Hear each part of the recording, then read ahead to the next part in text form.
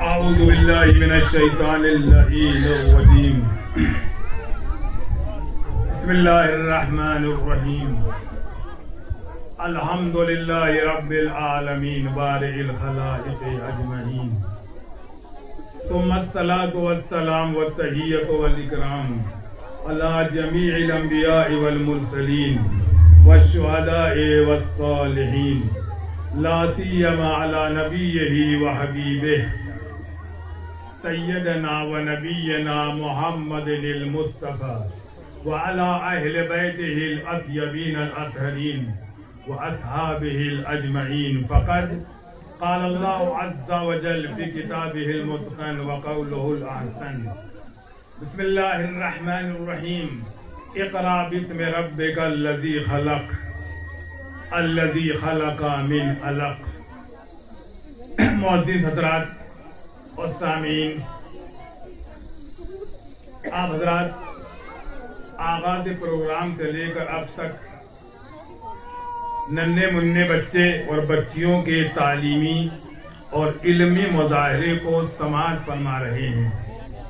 در حقیقت یہ عالی شان ادارے فیض القرآن کی قد و کاوش محنتوں کا ثمرہ ہے جو یہاں پر آپ خود بے نفس نفیس مشاہدہ کر رہے ہیں. بالکل کھلی ہوئی صاف ستھری بات ہے کہ اس دنیا میں بغیر محنت کے انسان کو پھل نہیں مل سکتا ہے. جب تک انسان رہنمائی نہ کرے تو انسان راستہ حاصل نہیں کر سکتا ہے. بچہ اس دنیا میں آتا ہے ہر چیز سے ناواقف اجنبی ہوتا ہے. بچہ آپ 5 سال کے بچے کا تصور کریں.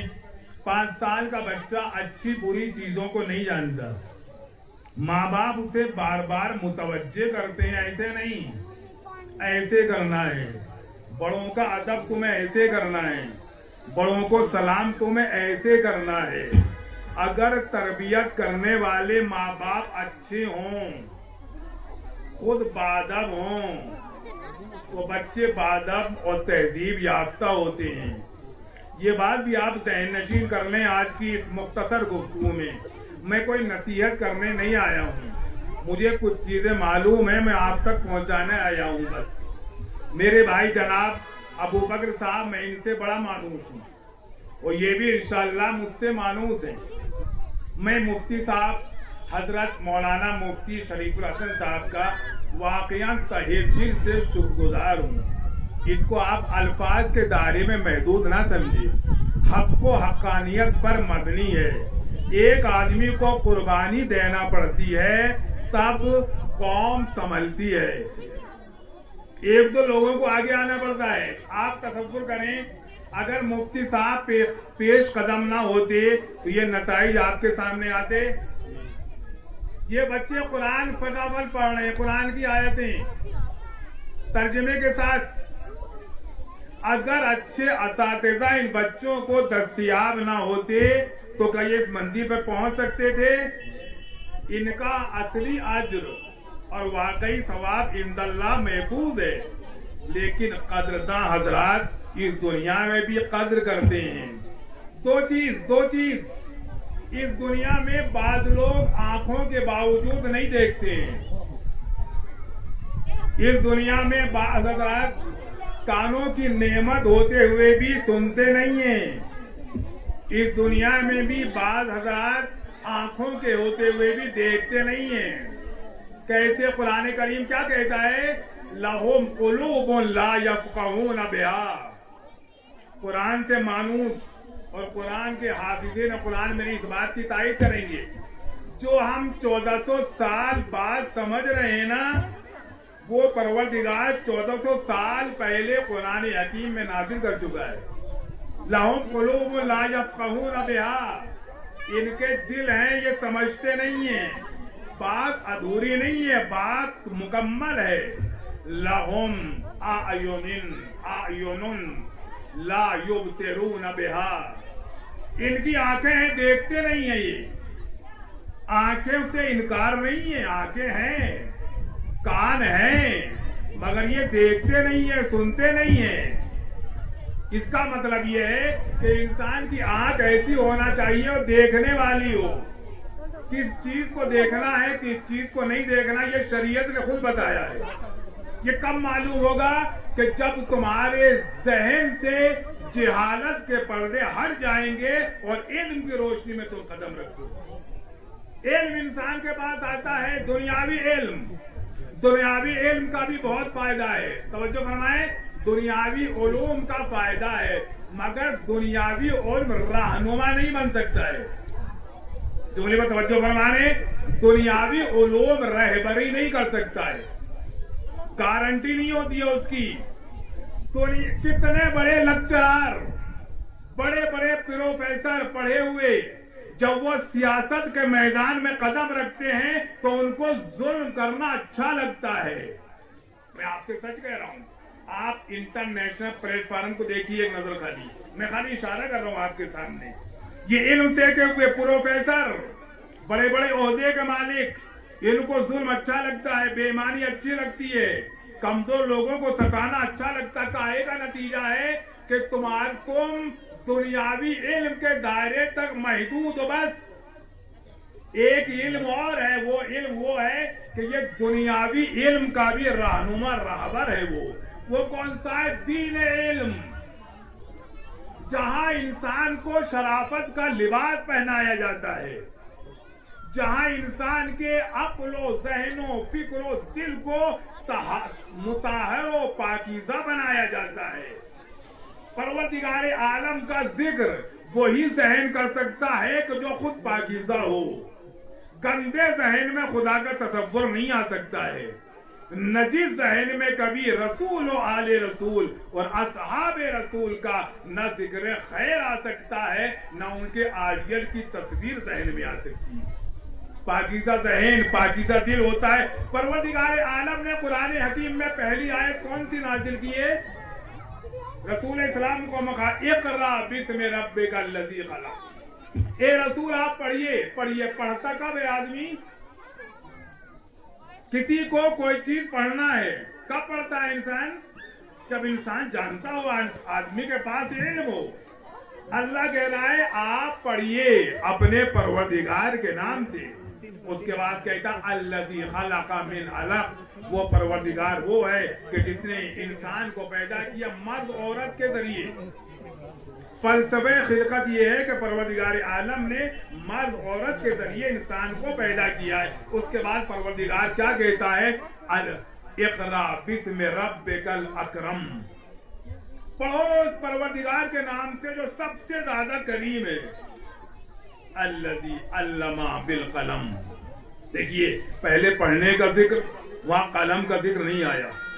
कलम का जिक्र थोड़ी देर के बाद। पहले पढ़ो, जब पढ़ना आएगा तभी तो लिखना आएगा ना। अल्लज़ी अल्लमा बिल कलम।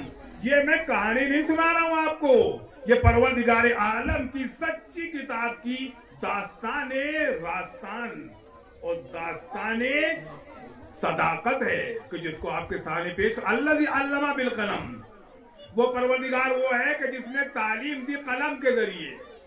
बच्चों आवाज आ रही है? पढ़ने के लिए लिखना जरूरी है कि नहीं? और लिखने के लिए जोर से, बुलंद आवाज से, ताकि मालूम हो कि जाग रहे हो दोपहर के खाने के बाद। पढ़ो, बहुत बेहतरीन पढ़ते हो, अच्छा भी लिखते हो कि नहीं?